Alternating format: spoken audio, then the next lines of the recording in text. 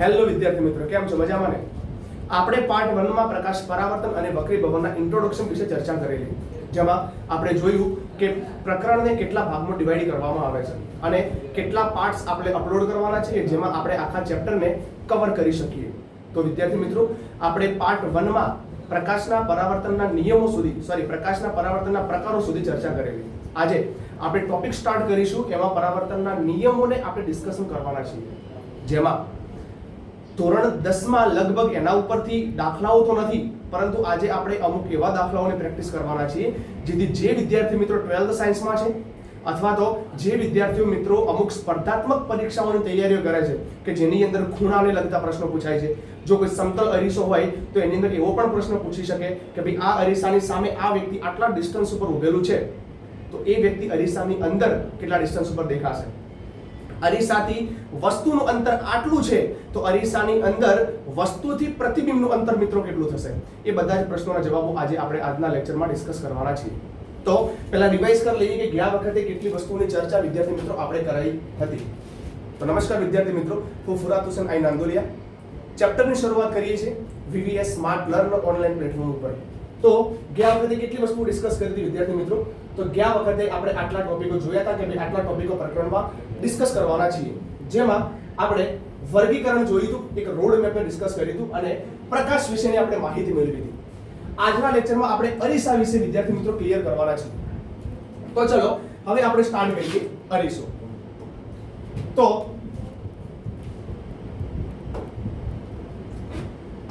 શરૂ કરીએ છીએ. કેટલી વસ્તુઓ આજના લેક્ચરમાં આપણે ડિસ્કસ કરીશું. તો એ લખું છું નંબર 1 પ્રકાશના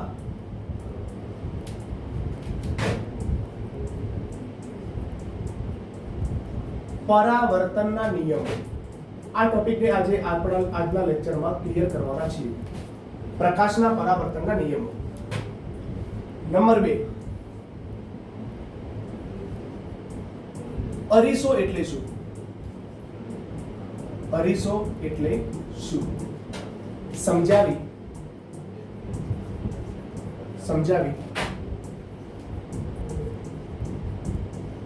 અરીસાના પ્રકારો લખો. ચલો, આપણને ખબર છે અરીસાના પ્રકારો કેટલા છે, ડિસ્કસ કરશું આપણે થોડીક વારમાં. નંબર 3,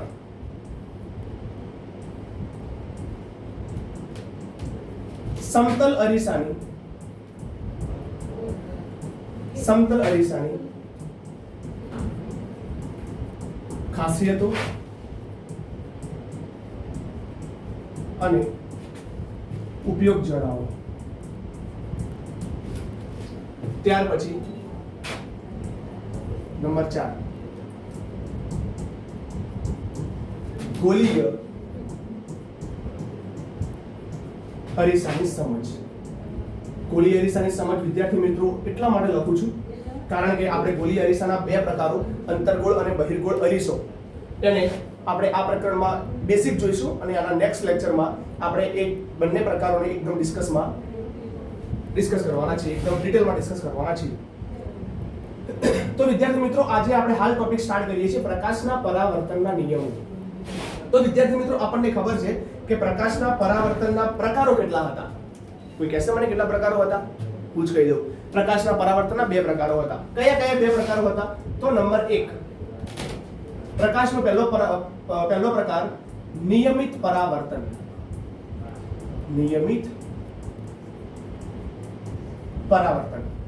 બીજો પ્રકાર અનિયમિત પરાવર્તન. વિદ્યાર્થી મિત્રો, પરાવર્તન શું છે એ આપણે લેક્ચર નંબર 1 માં ડિસ્કસ કર્યું હતું. જે વિદ્યાર્થીઓએ પ્રકરણ લેક્ચર નંબર 1 જોયું નથી એ આઈ બટન ઉપર ક્લિક કરી અને લેક્ચર નંબર 1 એટેન્ડ કરજો, જેથી આ લેક્ચર નંબર 2 માં તમને સંપૂર્ણ ખ્યાલ આવતો રહે. પરાવર્તન કોને કહેવાય? તો એવી સપાટી, એવી ચળકતી કે લીસી સપાટી કે જે તેના ઉપર પડતા પ્રકાશના બધા જ કિરણોનું શું કરે છે? પરાવર્તન કરે છે. મતલબ સપાટી પર પ્રકાશનું કિરણ અથડાય અને પ્રકાશનું કિરણ પાછું આવવાની ઘટનાને આપણે શું કહેશું વિદ્યાર્થી મિત્રો? પરાવર્તન કહેશું. યાદ રાખજો વ્યાખ્યા. શું વ્યાખ્યા બોલી મેં તમને? કે કોઈ સપાટી ઉપર પ્રકાશના કિરણ અથડાય અને પાછા વળવાની ઘટના એને કહીએ છીએ આપણે પરાવર્તન. એના બે પ્રકારો હતા, નિયમિત અને અનિયમિત પરાવર્તન. તો આપણે આ નિયમોને ડિસ્કસ કરવાના નથી, આપણે ગયા લેક્ચરમાં ડિસ્કસ કરેલા હતા. તો આજનો આપણો પ્રશ્ન એવો છે, આ સ્લાઇડની અંદર જોઈ પહેલો પ્રશ્ન છે પરાવર્તનના નિયમો.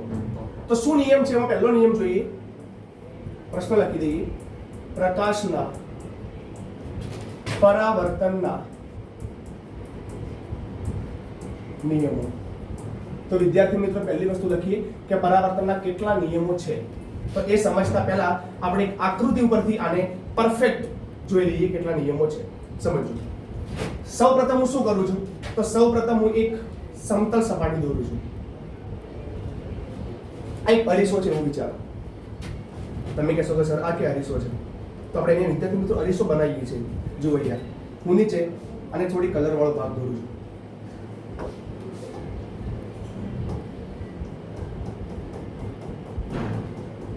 થઈ ગયો મિત્રો હવે અરીસો. આ જે લીટીઓ વાળો ભાગ કર્યો વિદ્યાર્થી મિત્રો શું છે? પોલિશ કરેલી સપાટી છે. આમ કલર વાળો ભાગ છે અને આ જે ઉપરનો ભાગ છે પરાવર્તક સપાટી છે, જેના પર પ્રકાશનું કિરણ અથડાય અને શું થઈ જશે? પરાવર્તિત થઈ જશે. ચલો હવે પ્રકાશનું કિરણ આપણે પસાર કરીએ. ચલો પ્રકાશનું એક કિરણ આપણે આ જગ્યા ઉપરથી પસાર કરીએ છીએ અને આ પ્રકાશનું કિરણ અરીસાને અથડાય અને આ જગ્યામાં શું થઈ જશે વિદ્યાર્થી મિત્રો? પરાવર્તિત થઈ જશે. સમજાયું? ચલો હવે આપણને ખબર છે કે આ સપાટી છે, સમતલ સપાટી છે, લીસી સપાટી છે અને આ સપાટીને જો હું વચ્ચેથી કોઈ એક સીધી રેખા તો ના કહી શકાય, એક સીધી લાઈન દોરું તો આ વસ્તુને શું કહેવાશે વિદ્યાર્થી મિત્રો? આ વસ્તુને કહેવાશે લંબ. તો આની અંદર કેટલી વસ્તુઓનો આપણે સમાવેશ કર્યો? આની અંદર આપણે સમાવેશ કર્યો વિદ્યાર્થી મિત્રો 3 વસ્તુઓનો. કઈ 3 વસ્તુઓ છે? તો જે પહેલું દોર્યું આપણે પ્રકાશનું કિરણ આમ નીચેની તરફ જાય છે. પ્રકાશનું કિરણ નીચેની તરફ જાય છે. આ પ્રકાશના કિરણને કહેશો કયું કિરણ? તો સર આને કહેવાશે આપાત કિરણ. કયું કિરણ કહેવાશે? આપાત કિરણ. વ્યાખ્યાઓ કહું છું તમને બધી. આપાત કિરણ કોને કહેવાય, બધું શું કહેવાય. જે અથડાઈને પાછું જાય છે એને કયું કિરણ કહેવાશે વિદ્યાર્થી મિત્રો? તો એને કહેવામાં આવશે પરાવર્તિત કિરણ. ચલો આપાત કિરણ અને પરાવર્તિત કિરણની વચ્ચે આ જે સપાટી દોરેલી છે એ સપાટી ઉપર એક સીધી લાઈન છે. મેથેમેટિક્સ જેને સારું ફાવતું હોય એ લોકો મને જવાબ આપી શકશે કે આ લાઈનને શું કહેવામાં આવે છે. તો આ લાઈનને કહેવામાં આવે છે સપાટીએ દોરેલો લંબ. શું કહેવાય છે વિદ્યાર્થી મિત્રો? સપાટીએ દોરેલો લંબ. ચલો આટલી વસ્તુ આપણને ખબર પડી ગઈ.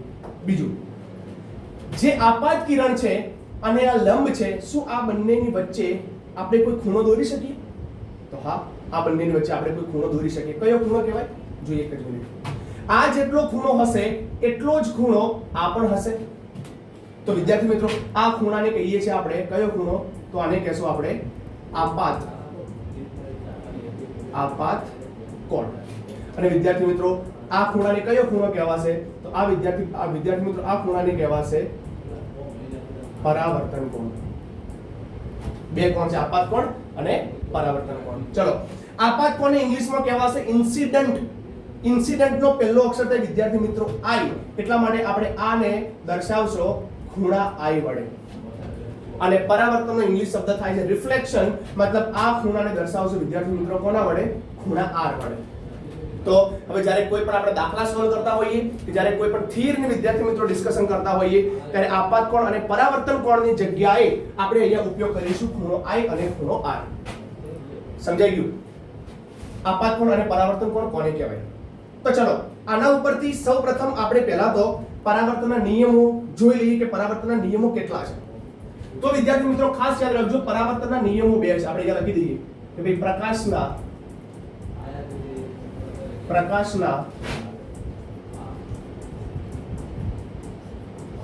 પરાવર્તનના મુખ્ય 2 નિયમો છે. કયા કયા નિયમો છે? ચલો ફટાફટ કમેન્ટ બોક્સમાં લખી દો કયા કયા 2 નિયમો છે. તો ચલો પહેલો નિયમ છે નંબર 1. પહેલો નિયમ છે, કોઈ કહેશે કયો નિયમ છે? 3 વસ્તુઓ આની અંદર છે. કઈ 3 વસ્તુઓ? એક છે આપાત કિરણ, બીજું છે સપાટીને દોરેલો લંબ અને ત્રીજું છે પરાવર્તિત કિરણ. તમે અહીંયા જોઈ શકો છો આ ત્રણ વસ્તુઓ આપણે એક જ સપાટી પર વિદ્યાર્થી મિત્રો કામ કરીએ છીએ. મતલબ આપણે જે પણ કામ કરેલું છે બધું કામ એક જ સમતલ ઉપર છે. તો આપણે શું કહી શકીએ? આપણે પહેલો નિયમ લખી શકીએ કે ભાઈ આપાત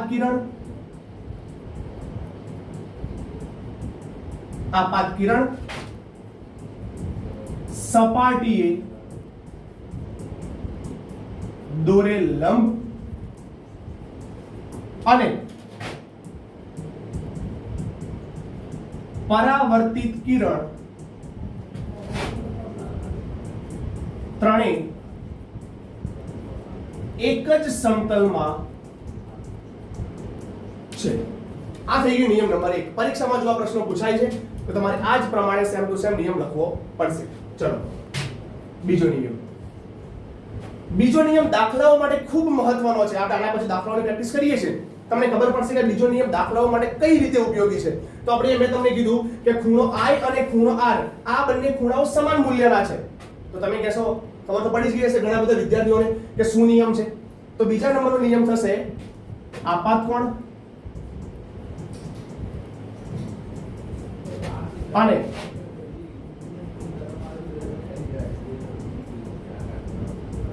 પરાવર્તન કોણ સમાન મૂલ્યના અથવા તો સમાન હોય છે.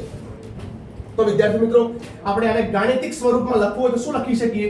આપણે લખી શકીશું અહીંયા ખૂણો I બરાબર ખૂણો R.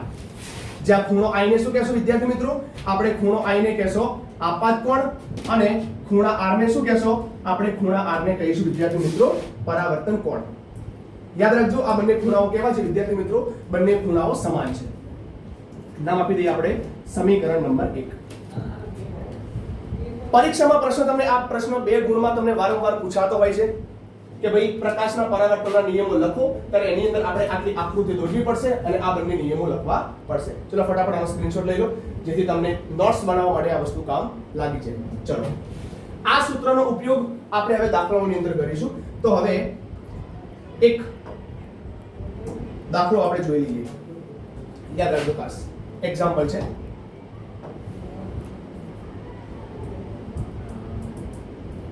એક્ઝામ્પલ છે કે ભાઈ પ્રકાશના પરાવર્તનની ઘટનામાં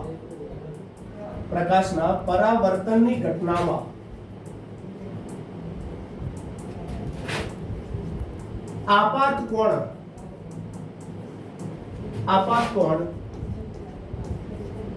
40 ડિગ્રી હોય તો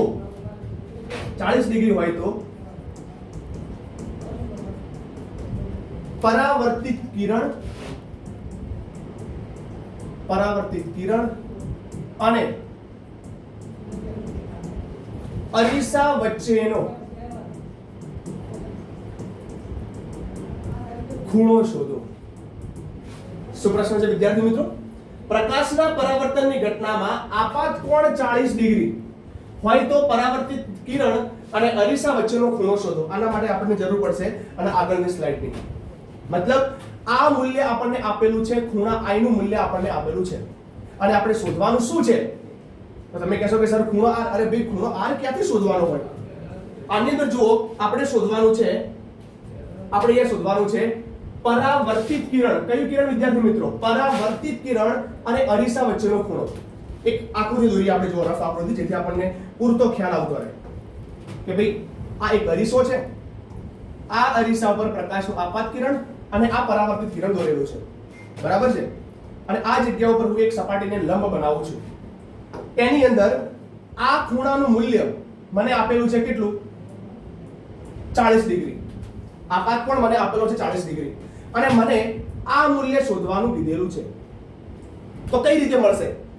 તો આપણને એટલી ખબર છે કે જ્યારે કોઈ લંબ દોરવામાં આવે તો આ લંબ અને આ સપાટી બંને વચ્ચેનો ખૂણો 90 ડિગ્રીનો બને.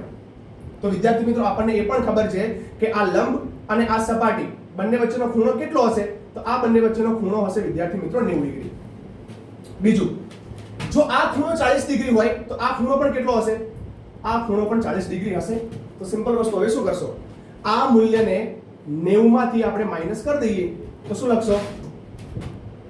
લખશો 90 ડિગ્રી માઇનસ 40 ડિગ્રી. તો વિદ્યાર્થી મિત્રો કેટલો જવાબ આવશે? આપણો જવાબ આવશે 50 ડિગ્રી. તો જવાબ શું બની જશે? પ્રકાશના પરાવર્તનની ઘટનામાં આપાત કોણ 40 ડિગ્રી હોય તો પરાવર્તિત કિરણ અને અરીસા વચ્ચેનો ખૂણો કેટલો બની જશે? ખૂણો બની જશે વિદ્યાર્થી મિત્રો 50 ડિગ્રી. ખ્યાલ આવી ગયો? ચલો આનો આ જ પ્રશ્ન તમે થોડોક બીજી રીતે આપું છું, મને કમેન્ટ બોક્સમાં એનો જવાબ તમે કહેજો. ચલો, પ્રકાશના પરાવર્તનની ઘટનામાં આપાત કોણ, સમજો ખાસ, આપાત કોણ જો 30 ડિગ્રી હોય, આપાત કોણ જો 30 ડિગ્રી હોય તો પરાવર્તિત કિરણ અને અરીસા વચ્ચેનો ખૂણો વિદ્યાર્થી મિત્રો કેટલો થાય એ મને કમેન્ટ બોક્સમાં તમે આનો જવાબ જણાવજો. ખ્યાલ આવી ગયો? સરસ. ચલો, આ વસ્તુ પરથી આપણે દાખલા જોઈ લીધા કે પરીક્ષામાં કદાચ દાખલા પૂછાય તો કઈ રીતે પૂછી શકાય છે. કોઈ સ્પર્ધાત્મક પરીક્ષા અથવા તો 12th સાયન્સમાં આ કોન્સેપ્ટ છે તો આના ઉપર દાખલા કઈ રીતે તમને પરીક્ષાની અંદર પૂછી શકે છે. ચલો, ખૂણો I બરાબર ખૂણો R આપણે ડિસ્કસ કર્યો કઈ રીતે સોલ્વ થાય છે. બીજી વસ્તુ, ખૂણાઓ વિશે આપણે જોઈ લીધું, પરંતુ આ ખૂણાઓની વ્યાખ્યા જો પરીક્ષામાં પૂછાય તો વ્યાખ્યા શું લખવાની એ વસ્તુની ચર્ચા આપણે અહીંયા થોડીક વારમાં કરીશું. ચલો, થોડુંક સ્લાઇડ નાની કરું છું.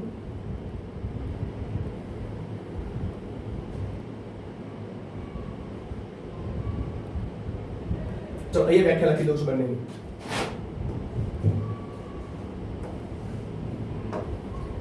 ચલો, અહીંયા લખું છું વ્યાખ્યાઓ.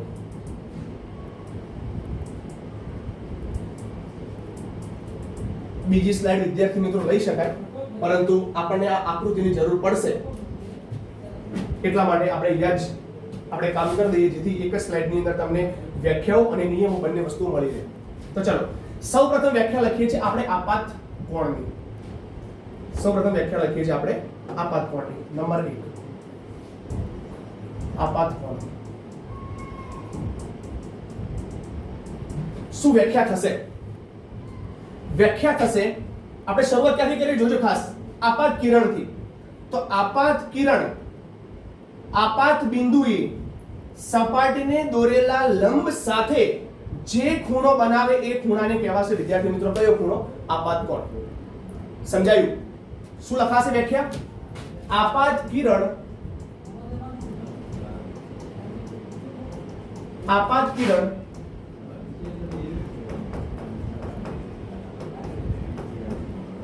આપાત બિંદુએ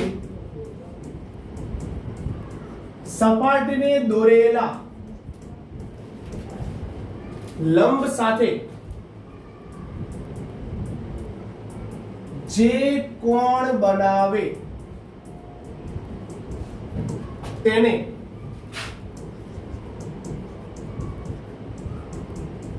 આપાત કોણ, તેને કોના વડે દર્શાવશો? ખૂણો I કહેવાય છે. ચલો, આ જ પ્રમાણે નંબર 2, પરાવર્તન કોણ. શું વ્યાખ્યા થશે? કોઈ મને કહેશે? ચલો, આની વ્યાખ્યા શું થશે? પરાવર્તિત કિરણ આપાત બિંદુએ સપાટીને દોરેલા લંબ સાથે જે ખૂણો બનાવે એને કયો ખૂણો કહેવાશે વિદ્યાર્થી મિત્રો? પરાવર્તન કોણ કહેવાશે. સેમ ટુ સેમ વ્યાખ્યા છે, ખાલી બદલાશે ક્યાં? આપાત કિરણની જગ્યા ઉપર આપણે શબ્દ યુઝ કરશો પરાવર્તન કોણ, પરાવર્તિત કિરણ. તો શું વ્યાખ્યા લખશો? વ્યાખ્યા લખશો કે ભાઈ પરાવર્તિત કિરણ કયા બિંદુએ? તો સર તમે કહેશો કે સર પરાવર્તિત બિંદુ, એટલે પરાવર્તિત બિંદુ ના લખી શકાય વિદ્યાર્થી મિત્રો. તો શું લખી શકાશે? અહીંયા લખી શકાય આપાત બિંદુ. કેમ? બિંદુની રચના ક્યારે થઈ? કે જ્યારે પરાવર્તિત કિરણ આવ્યું ત્યારે. તો શું લખશો કે પરાવર્તિત કિરણ આપાત બિંદુએ સપાટીને દોરેલા લંબ સાથે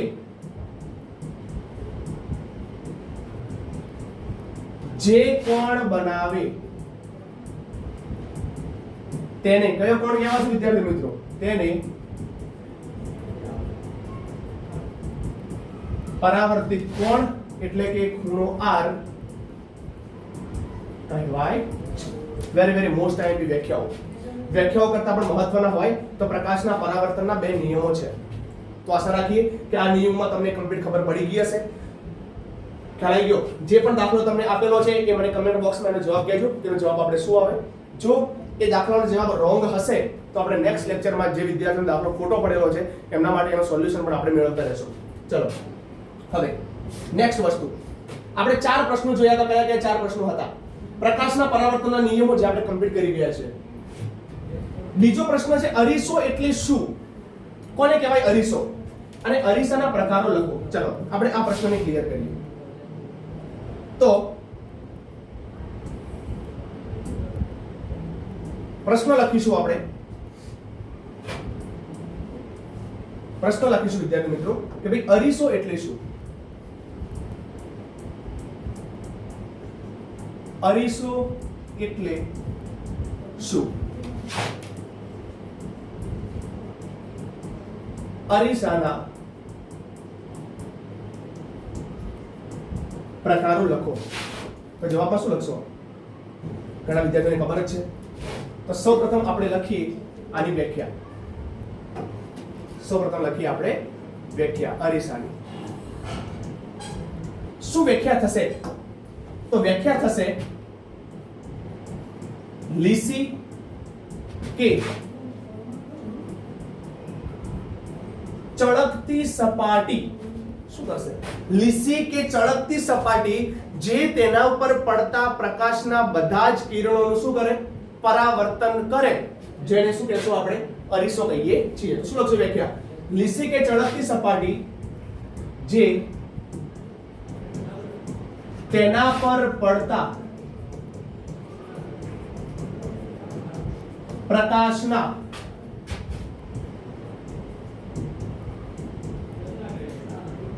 બધા જ કિરણોનું પરાવર્તન કરે તેને વિદ્યાર્થી મિત્રો શું કહેવાય? તેને અરીસો કહેવાય છે.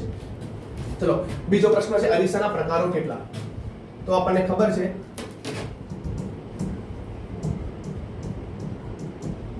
અરીસાના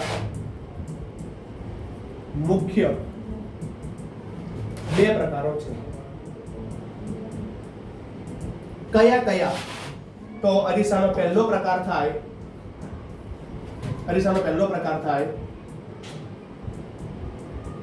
સમતલ અરીસો અને બીજો પ્રકાર થાય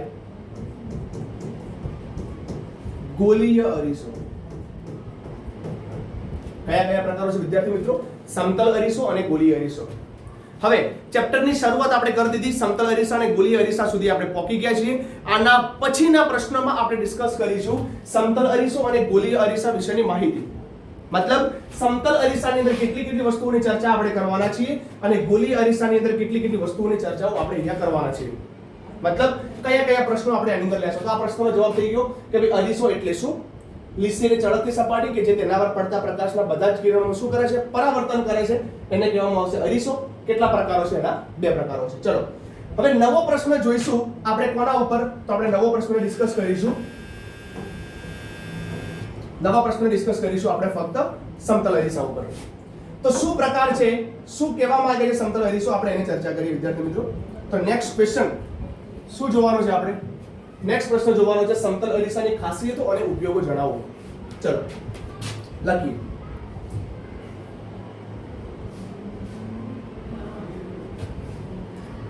પ્રશ્ન છે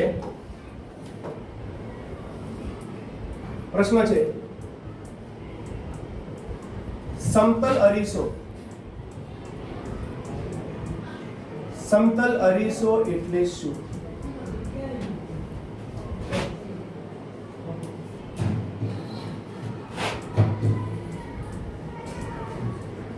સમજાવી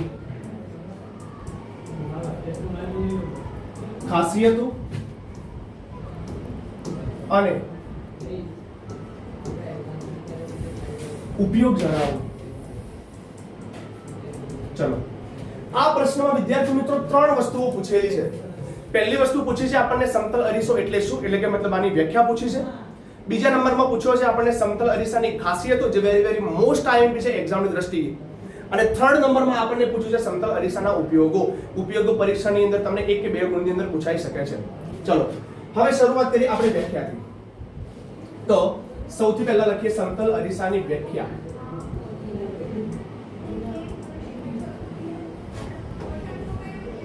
શું થશે વિદ્યાર્થી મિત્રો સમતલ અરીસાની વ્યાખ્યા?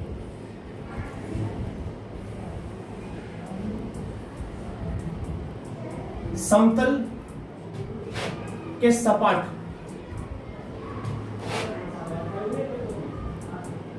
સપાટીને કે જે તેના પર પડતા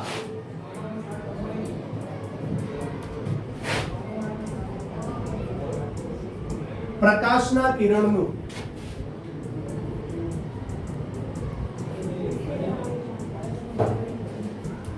પરાવર્તન કરે તેને સમતલ અરીસો કહેવાય. કયો અરીસો કહેવાશે વિદ્યાર્થી મિત્રો? સમતલ અરીસો કહેવાશે. કોને કહેવાય સમતલ અરીસો? તો લીસી ચળકતી કે સપાટ સપાટી કે જેના પર પડતા પ્રકાશના કિરણનું શું થઈ જાય? પરાવર્તન થઈ જાય, એને કહેવામાં આવશે કયો અરીસો? સમતલ અરીસો. ચલો હવેનો મુદ્દો બહુ મહત્વનો છે. હવેનો મુદ્દો છે સમતલ અરીસાની ખાસિયતો. શું જોવાનું છે? સમતલ અરીસાની ખાસિયતો. સમતલ અરીસાની ખાસિયત ડિસ્કશન કરતા પહેલા હું તમને સમજાવીશ કે આપણા જોડે 2 પ્રતિબિંબો હતા. કયા? તો એક પ્રતિબિંબ છે વાસ્તવિક અને બીજું છે આભાસી. વાસ્તવિક કોને કહેવાશે? કે જેને આપણે ફેસ કરી શકીએ, જેને આપણે ટચ કરી શકીએ છીએ, જેને આપણે અનુભવી શકીએ છીએ, જેને આપણે પડદા ઉપર ઝીલી શકીએ છીએ, એવા પ્રતિબિંબને કયું પ્રતિબિંબ કહેવાશે મિત્રો? વાસ્તવિક પ્રતિબિંબ. આભાસી પ્રતિબિંબ કોને કહેવાશે? એવું પ્રતિબિંબ કે જેને આપણે પડદા ઉપર લઈ શકતા નથી, એવા પ્રતિબિંબને વિદ્યાર્થી મિત્રો કહેવાશે આભાસી પ્રતિબિંબ. ચલો આ સમજતા પહેલા આપણે ડિસ્કસ કરીએ એક અરીસાને. ચલો આ જગ્યા પર હું દોરું છું વિદ્યાર્થી મિત્રો. આ એક સમતલ સપાટી છે, સમજો.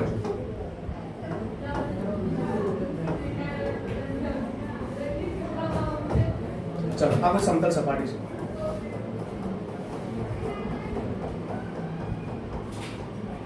બરાબર. આ સપાટીની સામે ધારો કે અહીંયા એક ફરી આપણે નીચે એક સરફેસ દોર દઈએ.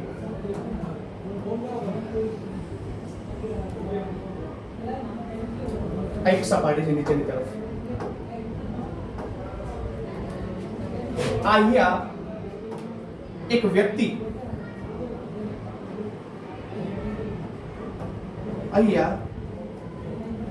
વ્યક્તિ ઉભેલો છે અને આ વ્યક્તિ ધારો કે અરીસાથી 5 સેન્ટીમીટર અંતરે ઉભેલો છે. Just one example.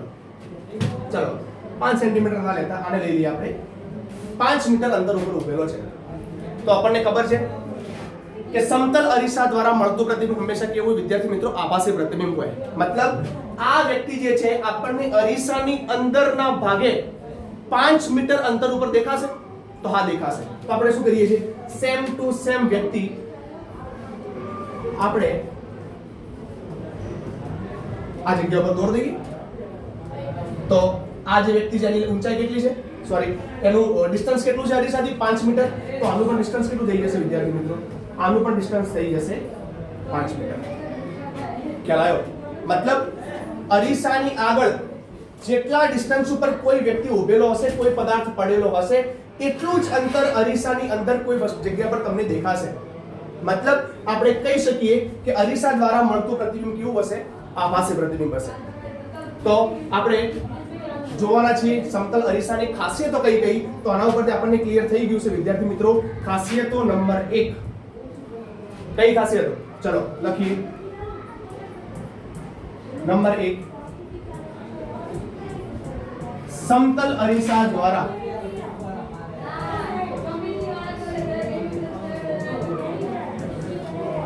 મળતું પ્રતિબિંબ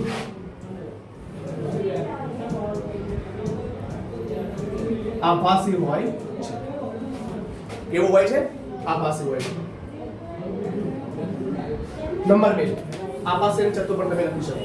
નંબર 2 શું લખશો? બીજી ખાસિયત ગોખવાની નથી, જે આકૃતિમાં સમજાય છે એ જ વસ્તુને આપણે અહીંયા લખવાની છે. તો શું લખશો? અરીસાની સામે જેટલા અંતરે કોઈ વ્યક્તિ ઉભેલો હોય અથવા તો કોઈ પદાર્થ પડેલું હોય એટલું જ અંતર અરીસાથી પ્રતિબિંબનું કહેવાય. આ શું છે? આ છે વસ્તુ. કોની સાપેક્ષમાં? અરીસાની સરખામણીમાં. તો આને શું કહેવાશે? આને કહેવાશે પ્રતિબિંબ. તો બીજો મુદ્દો શું લખશો? બીજો મુદ્દો લખીશું કે ભાઈ અરીસાથી વસ્તુ અને પ્રતિબિંબનું અંતર કેવું હોય છે વિદ્યાર્થી મિત્રો? સમાન હોય છે. કેવું હોય છે? અંતર સમાન હોય છે. ચલો નંબર 3, ધારો કે ભાઈ આ સપાટીથી, સમજો, ધારો કે આ સપાટીથી આ જે વ્યક્તિ છે આની ઊંચાઈ ધારો કે લઈ લઈએ આપણે અંદાજિત 4 ફૂટ છે. કેટલું છે? 4 ફૂટ. તો જ્યારે અરીસાની અંદર તમે સવારે ઉઠીને તમારો ચહેરો જ્યારે અરીસાની અંદર તમે જુઓ છો તો શું તમે ધારો કે 5 ફૂટના છો તો અરીસાની અંદર તમે 3 ફૂટ કે 10 ફૂટના દેખો છો? તો ના, આપણી ઊંચાઈમાં કોઈ ફેર આવતો નથી. મતલબ જેટલી ઊંચાઈ આપણી છે અરીસાની અંદર એટલી સેમ ટુ સેમ આપણી ઊંચાઈ દેખાય છે. અને વિજ્ઞાનની ભાષામાં આપણે ઊંચાઈ શબ્દને અહીંયા પરિમાણ દ્વારા દર્શાવશો. તો આની પણ ઊંચાઈ કેટલી બતાવશે? આની પણ ઊંચાઈ આપણને બતાવશે અહીંયા 4 ફૂટ. તો વિદ્યાર્થીઓ શું લખશો? લખશો કે ભાઈ સમતલ અરીસામાં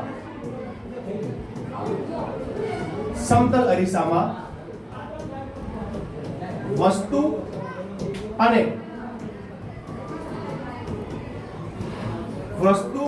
અને પ્રતિબિંબનું પરિમાણ કેવું હોય છે વિદ્યાર્થી મિત્રો? સમાન હોય છે. કેવું હોય છે? સમાન હોય છે. યાદ રાખજો. નંબર 4, છેલ્લી ખાસિયત શું લખી શકાય? 3 ખાસિયત લખી દીધી આપણે. છેલ્લી ચોથી ખાસિયત શું લખશો? તો ચોથી ખાસિયત લખશો કે જ્યારે પહેલી માં શું લખ્યું આપણે? પ્રતિબિંબ આભાસી અને ચત્તુ હોય છે. બીજામાં લખ્યું છે આપણે વસ્તુ અને પ્રતિબિંબનું અંતર સમાન હોય છે. ત્રીજામાં લખ્યું છે સમતલ અરીસામાં વસ્તુ અને પ્રતિબિંબનું પરિમાણ કેવું હોય છે? સમાન હોય છે. તો વિદ્યાર્થી મિત્રો આપણે ચોથામાં શું લખશો? ચોથાની અંદર આપણે લખીશું કે જ્યારે સમતલ અરીસાની સામે કોઈ વ્યક્તિ ઉભેલો છે તો એની બાજુઓ શું થશે? બાજુઓ બદલાશે. તો આપણે અહીંયા લખી દઈશું નંબર 4 માં કે સમતલ અરીસામાં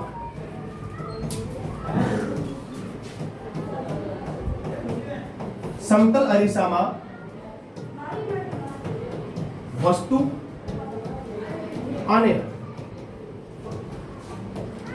પ્રતિબિંબની બાજુઓ ઉલટાય છે. શું થાય છે વિદ્યાર્થી મિત્રો? વસ્તુ અને પ્રતિબિંબની બાજુઓ ઉલટાય છે. મતલબ જો તમે અરીસાની અંદર તમારો ડાબો હાથ હશે તો અરીસાની અંદર શું થઈ જશે વિદ્યાર્થી મિત્રો? જમણો હાથ થઈ જશે. અને કોઈ વસ્તુનો હાથ જમણો હોય તો પ્રતિબિંબની અંદર શું થઈ જશે? ડાબો હાથ થઈ જશે. મતલબ બાજુઓ ચેન્જ થાય છે. ખ્યાલ આવી ગયો? ચલો, વ્યાખ્યા થઈ ગઈ, ખાસિયતો થઈ ગઈ. તો બાકી શું રહ્યું? આની અંદર બાકી રહ્યું વિદ્યાર્થી મિત્રો ઉપયોગો. નેક્સ્ટ સ્લાઇડમાં જોઈએ આપણે કે એના ઉપયોગો શું થશે. ચલો,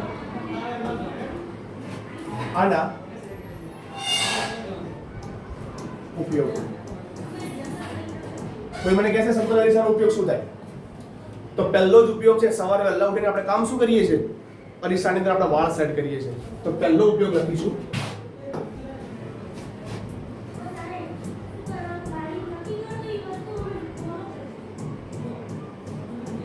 સમતલ અરીસાનો ઉપયોગ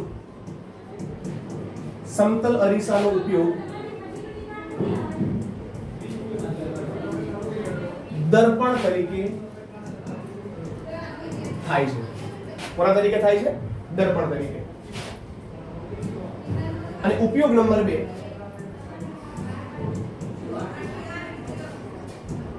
સમતલ અરીસો બે વસ્તુમાં. કઈ કઈ બે વસ્તુ? પેરિસ્કોપ અને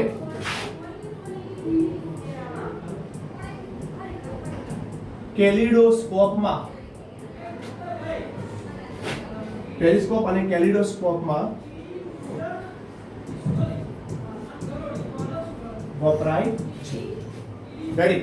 બે ઉપયોગો ઇમ્પોર્ટન્ટ છે કે તમારે પરીક્ષાની દ્રષ્ટિએ ખૂબ મહત્વના છે, જે પરીક્ષામાં વારંવાર પ્રશ્નો પૂછાતા હોય છે.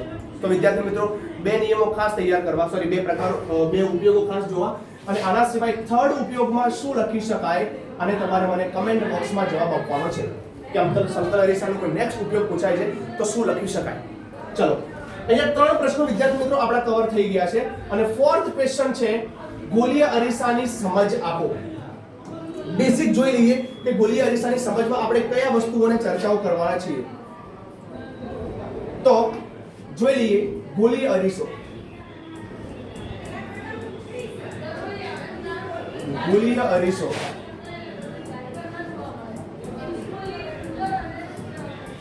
એટલે શું? વ્યાખ્યા આપી પ્રકારો લખો. તો વિદ્યાર્થી મિત્રો, સૌપ્રથમ આપણે લખીશું વ્યાખ્યા. કોની વ્યાખ્યા? તો વ્યાખ્યા લખીશું આપણે ગોલીય અરીસાની.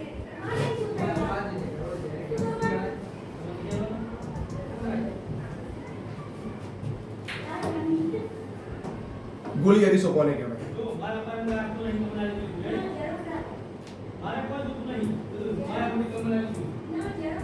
અરીસાની પરાવર્તક સપાટી જે તેના પોલા ગોળાના પૃષ્ઠનો એક ભાગ છે, જેને કયો અરીસો કહેવાશે? જેને ગોલીય અરીસો કહેવાય છે. શું વ્યાખ્યા લખી વિદ્યાર્થી મિત્રો? અરીસાની પરાવર્તક સપાટી, ખાસ શબ્દ યાદ રાખજો, પોલા ગોળાના પૃષ્ઠનો એક ભાગ છે, જેને શું કહેવામાં આવશે? એવી સપાટીને ગોલીય અરીસો તરીકે ઓળખવામાં આવે છે. ઇમ્પોર્ટન્ટ વસ્તુ, એના પ્રકારો, વેરી મોસ્ટ આઈએમપી.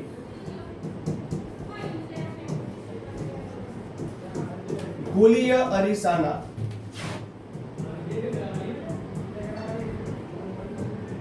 પ્રકારો લખો. તો ખાસ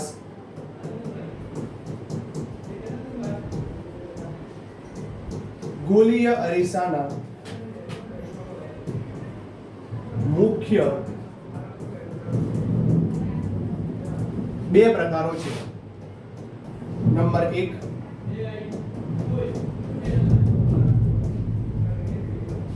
અંતર્ગોળ અરીસો, અને નંબર 2,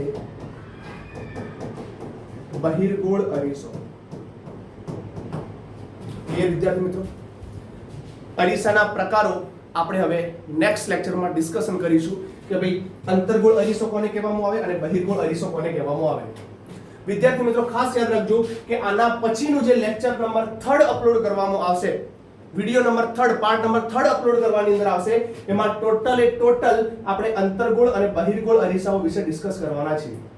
જેમાં આપણે જોઈશું કે ભાઈ કયા અરીસા દ્વારા કેવું પ્રતિબિંબ રચાય છે, કયા અરીસા દ્વારા કેવું પ્રતિબિંબ મેળવી શકાય છે, જેનો ઉપયોગ આપણે દાખલાઓની અંદર કરવાના છીએ કે ભાઈ આભાસી પ્રતિબિંબ રચાય તો એની આકૃતિ કેવી હશે, જો વાસ્તવિક પ્રતિબિંબ રચાય છે વિદ્યાર્થી મિત્રો તો એની આકૃતિ કેવી હશે.